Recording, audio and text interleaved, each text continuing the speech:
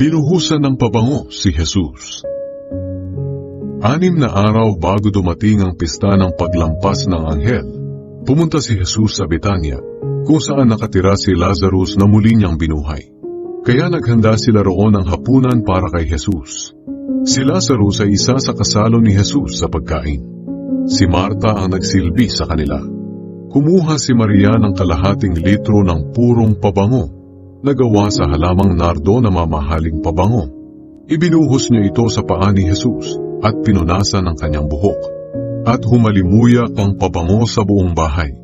Ang isa sa mga tagasunod ni Jesus na naroon ay si Judas Iscariote na magtatraidor sa kanya. Sinabi ni Judas, "1 taon na sweldo ang halaga ng pabangong iyan. Bakit hindi na lang iyan ipinagbili at ibigay sa mahihirap ang pera?" Sinabi niya ito hindi dahil nagmamalasakit siya sa mga mahihirap, kundi dahil isa siyang magnanakaw. Bilang tagapag-ingat ng pera nila, madalas niya itong kinukupitan. Pero sinabi ni Jesus, "Hayaan mo siya. Ibinuhos niya ito sa katawan ko bilang paghahanda sa aking libing. Lagi niyong makakasama ang mga mahihirap, pero ako'y hindi niyo laging makakasama." Ang planong pagpatay kay Lazarus. Maraming Hudyo nakabalita na nasa Betania si Jesus, kaya nagpuntahan sila roon, hindi lang dahil kay Jesus, kundi upang makita rin si Lazarus na muli niyang binuhay. Kaya binalak din ng mga namamahalang pari na ipapatay si Lazarus. Dahil siya ang dahilan, kaya maraming Hudyo ang humihiwalay na sa kanila at sumasampalataya kay Jesus. Ang matagumpay na pagpasok ni Jesus sa Jerusalem. Kinabukasan, nabalitaan ng maraming tao na dumalo sa pista na papunta si Jesus sa Jerusalem. Kaya kumuha sila ng mga palaspas at sinalubong si Jesus. Sumisigaw sila, "Purihin ang Diyos! Pagpalain ang dumarating na ito sa pangalan ng Panginoon! Pagpalain ang Hari ng Israel!" Nakakita si Jesus ng isang batang asno at sinakyan niya ito, gaya ng nakasaad sa kasulatan. "Huwag kayong matakot, mga taga-Sion. Makinig kayo. Paparating na ang inyong hari na nakasakay sa isang batang asno." Hindi pa naiintindihan noon ng mga tagasunod ni Jesus ang ginawang iyon ng mga tao. Pero nang makabalik na si Jesus sa langit, saka lang nila naintindihan na iyon ang nakasaad sa kasulatan. Marami ang nakasaksi ng muling buhayin ni Jesus si Lazarus at ipinamalita nila ang pangyayaring ito. Kaya marami ang sumalubong kay Jesus dahil nabalitaan nila ang ginawa niyang himala. Dahil dito, nag-usap-usap ang mga Pariseyo. "Tingnan ninyo, sumusunod na sa kanya ang lahat ng tao at wala tayong magawa." May mga Griyegong naghanap kay Jesus. May mga Griyego ring pumunta sa Jerusalem upang sumamba sa Diyos sa kapistahan. Lumapit sila kay Felipe na taga Bethsaida sa probinsya ng Galilea.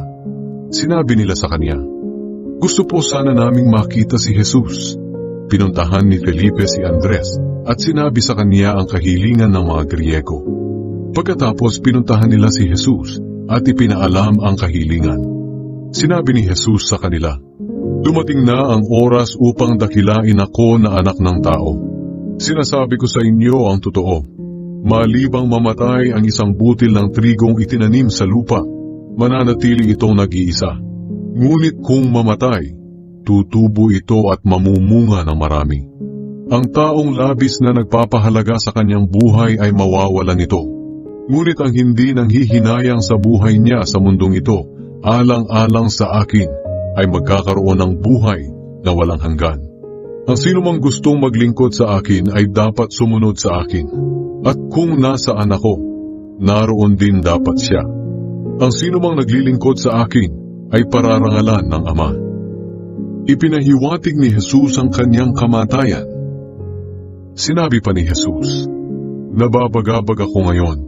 Sasabihin ko ba sa Ama na iligtas niya ako sa nalalapit na paghihirap?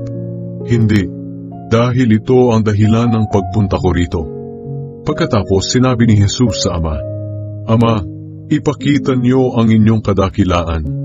Isang tinig mula sa langit ang sumagot, "Ipinakita ko na sa pamamagitan mo. at muli ko itong ipapakita. Nang marinig ng mga taong naroon ang tinig, sinabi nila, "Kumulog!" Pero sinabi naman ng iba, "Kinausap siya ng isang anghel."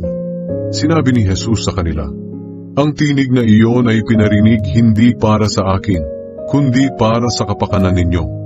Dumating na ang paghatol sa mga tao sa mundo. Malulupig na si Satanas na siyang nagahari sa mundong ito. At kapag itinaas na ako mula sa lupa, ilalapit ko ang lahat ng tao sa akin." Sinabi ito ni Jesus upang ipahiwatig kung paano siya mamamatay. Sumagot ang mga tao sa kanya, "Nakasaad sa kasulatan na ang Kristo'y mabubuhay ng walang hanggan. Bakit mo sinasabing kailangang mamatay ang anak ng tao? Sino ba ang anak ng tao na tinutukoy mo?" Sumagot si Jesus, "Maikling panahon na lang ninyong makakasama ang ilaw. Kaya mamuhay kayo sa liwanag ng ilaw na ito habang narito pa, para hindi kayo abutan ng dilim, sapagkat hindi alam ng naglalakad sa dilim kung saan siya papunta. Kaya sumampalataya kayo sa akin, na siyang ilaw ninyo habang narito pa ako, para maliwanagan ang isipan ninyo." Pagkasabi ni Jesus nito, umalis siya at nagtago sa kanila. Ayaw manampalataya ng mga Hudyo kay Jesus. Kahit na nakita ng mga Hudyo ang maraming himala na ginawa ni Jesus, hindi pa rin sila sumampalataya sa kanya. Sa ganoon natupad ang sinabi ni Propeta Isaias, "Panginoon, sino ang naniwala sa aming mensahe? Sino sa mga pinakitaan mo ng iyong kapangyarihan ang sumampalataya?" Sinabi pa ni Isaias na kaya ayaw nilang sumampalataya ay dahil binulag ng Diyos ang kanilang mga mata upang hindi sila makakita, at isinara niya ang kanilang mga isipan upang hindi sila makaunawa, dahil baka manumbalik pa sila sa kanya at pagalingin niya sila. Sinabi ito ni Isaias dahil nakita niya ang kadakilaan ni Jesus at nagsalita siya tungkol sa kanya. Ganoon pa man, maraming pinuno ng mga Hudyo ang sumampalataya kay Jesus, pero inilihim nila ang kanilang pananampalataya dahil takot silang hindi natanggapin ng mga Pariseyo sa mga sambahan, sapagkat mas ginusto pa nilang purihin sila ng tao kaysa ng Diyos. Ang salita ni Jesus ang hahatol sa mga tao. Nagsalita si Jesus ng malakas, "Ang sumasampalataya sa akin ay hindi lang sa akin sumasampalataya, kundi pati sa nagsugo sa akin. At ang nakakita sa akin ay nakakita na rin sa nagsugo sa akin. Naparito ako bilang ilaw ng mundo, upang ang sino mang sumampalataya sa akin ay hindi na manatili sa kadiliman. Ang sino mang nakarinig ng aking mga aral pero hindi sumunod ay hahatulan. Ngunit hindi ako ang hahatol sa kanya, sapagkat hindi ako naparito sa mundo para hatulan ang mga tao, kundi iligtas sila. May ibang hahatol sa ayaw tumanggap sa akin at sa aking mga aral. Ang mga salitang ipinangaral ko ang hahatol sa kanila sa huling araw, sapagkat ang mga aral ko'y hindi galing sa sarili ko lang, kundi galing sa amang nagsugo sa akin. Siya ang nag-uutos kung ano ang sasabihin ko, at alam ko na ang mga utos niya ay nagbibigay ng buhay na walang hanggan. Kaya kung ano ang ipinasasabi ng Ama, iyon lang ang sinasabi ko."